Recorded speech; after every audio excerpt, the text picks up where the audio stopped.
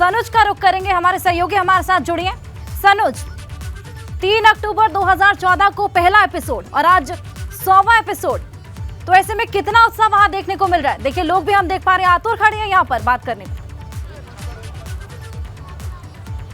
हाँ, देखिए लोगों में कितना उत्साह नजर आ रहा है वो आप यहाँ पर देख सकते हैं। बड़ी संख्या में यहाँ पर सैकड़ों की संख्या में महिलाएं और लोग पहुंचे थे और जिस तरीके से प्रधानमंत्री अपने मन की बात यहाँ पर करते हैं तो कहीं ना कहीं जनता के और जन सरोकार के जो मुद्दे हैं उनसे बात करते हैं। हम बात कर लेते हैं, कवि हैं हरिओम पवार जी, उनसे बात कर। सर, 100वां संस्करण था प्रधानमंत्री नरेंद्र मोदी की मन की बात का और वो हमेशा ऐसी बातें कहते हैं जो दिल को छू जाती है। नहीं, मैं लगभग हर बार उनकी मन की बात सुनता हूँ, हर महीने सुनता हूँ और मुझे लगता है कि भारत की आत्मा को पहचानने वाला देश का पहला प्रधानमंत्री है जिसने देश की आम आदमी की आत्मा को छुआ है। उसने महसूस किया है कि इस देश की आम आदमी का दर्द क्या है, पीड़ा क्या है, आवश्यकताएं क्या हैं, ज़रूरतें क्या हैं, मजबूरियां क्या हैं।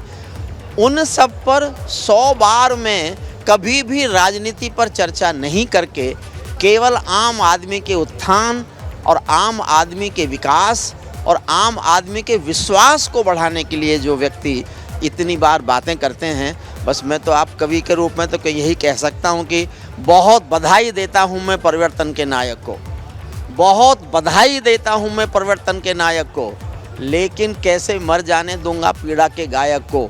आप विजय के जननायक हो, मैं पीड़ा का गायक हूं। आप राजपथ के नायक हो, मैं जनपथ का नायक हूँ। बहुत सांसद राजेंद्र भी खासा उत्साह हम देख पा रहे हैं, लोग यहाँ पर खूब प्रसन्न नजर आ रहे हैं। आपका वापस रुख करेंगे, हम नवीन के पास चलेंगे, नवीन से बात करेंगे। नवीन, आप इस वक्त कहां पर मौजूद है और वहां पर कितना उत्साह देखने को मिल रहा है?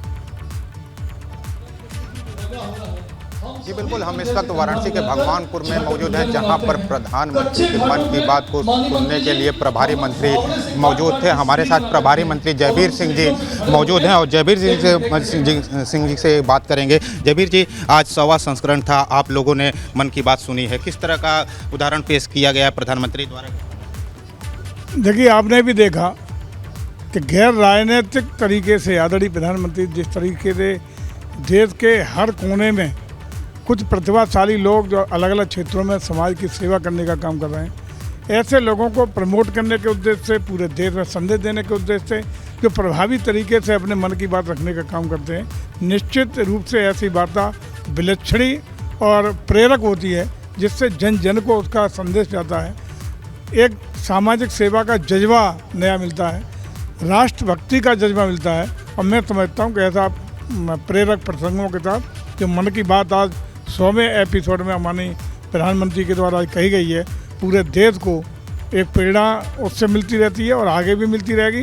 मुझे विश्वास है कि देश भर के लोगों का, जिसमें हर वर्ग, धर्म और तबके के लोग रहते हैं, उनका असीम आशीर्वाद, एक दूसरे से मेल मिलाप, एक दूसरे से भागीदारी लगातार इसी तरह ईश्वर की कृपा से देश को और मोदी जी को मिलती रहेगी, ऐसी मेरी शुभकामना है। लगातार हर एपिसोड में प्रधानमंत्री द्वारा एक संदेश दिया जाता है मन की बात में, तो संदेश जन जन तक पहुंचने का काम निश्चित रूप से आज पूरे देश में प्राय हर विधानसभा क्षेत्र में कम से कम आपके पास वापस लौटेंगे, अविनाश का रुख करेंगे। अविनाश, आप इस वक्त दिल्ली में मौजूद हैं। हमने देखा कि कार्यक्रम का आज 100वां एपिसोड भव्य तरीके से तैयारियां की गई थी, उत्साह भी लोगों में देखने को मिल रहा है, वहां क्या चल रहा है अभी? देखिए हर साथ अगर बात करें तो तमाम सारे जो कार्यकर्ता दिल्ली में सुनने के लिए आए थे वो तकरीबन अब जा चुके हैं, क्योंकि जिस तरीके से यहाँ पे हाईली सिक्योरिटी रहता है बीजेपी का मुख्यालय, यहाँ से कार्यकर्ता तो तमाम निकल चुके हैं। लेकिन अगर अभी बात करें तो केंद्रीय मंत्री प्रहलाद पटेल यहाँ पे मौजूद हैं और वो लगातार मीडिया से मुखातिब हो रहे हैं। हम भी कोशिश करेंगे कि उनसे बातचीत कर लें, लेकिन तस्वीरें आप देख सकते हैं कि किस तरीके से यहाँ पे जो तमाम सारे कार्यकर्ता पहुँचे हुए थे, उनमें से अब कुछ ही कार्यकर्ता बचे हुए हैं। इन्हीं लोग बात करते हैं। आप लोग बताइए, प्रधानमंत्री के मन की बात को सुना, किस तरीके से आप लोगों ने समझा उसको? देखो, सबसे बड़ी बात यह है कि आज जो है मोदी जी ने जो अपने मन की बात कही है वो उनके मन की बात नहीं है, ये सारे हर नागरिक के 140 करोड़ जो हम देश नागरिक हैं उनके सब की मन की बात वो कहते हैं और उससे हर समाज के हर वर्ग के लोगों को उससे प्रेरणा मिलती है। और वो जो हमारे मन में जो बातें छुपी हुई थी, जो अब तक बाहर नहीं आई थी, वो मोदी जी के मन की बात को सुन के बाहर आती है और हम उसके अनुरूप कार्य करते हैं। आप लोगों ने क्या सीख ली, क्या संदेश मिला आप लोगों को? नमस्कार जी, मेरा नाम विनोद गुप्ता है। सभी दर्शकों को नमस्कार। मोदी जी के मन की बात जो है, जो मेरे को लगा कि पूरे देश को एक सूत्र में पिरोने के लिए जो मन की बात करी है, 100वें एपिसोड में पूरे देश को एक सूत्र में पिरोने, सबको साथ लेके चलने में उन्होंने जिक्र करा हरियाणा का, उन्होंने जम्मू कश्मीर का जिक्र करा, उन्होंने केरला का जिक्र करा, कर्नाटक के व्यक्ति का जिक्र बिल्कुल करा, अविनाश, सभी तमाम प्रदेशों के जगहों को उन्होंने जिक्र किया।